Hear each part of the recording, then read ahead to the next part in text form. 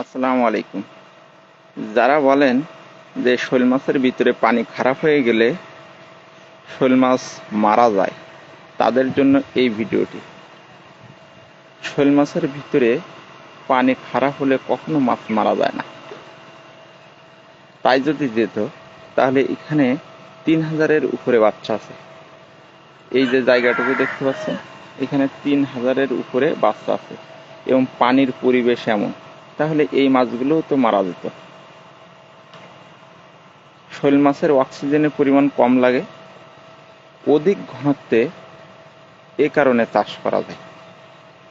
আর পানি খারাপ হলে এরা মারা যায় না, এরা খাওয়া ছেড়ে দেয়।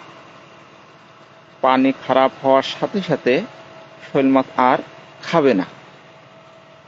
তাহলে অনেকে তো বলতে পারেন যে এখন বর্তমানে তো অনেক মাছ মারা যাচ্ছে, বড় শোল মাছগুলো মারা যাচ্ছে, কি কারণে মারা যাচ্ছে? তার বিশেষ কিছু কারণ আছে।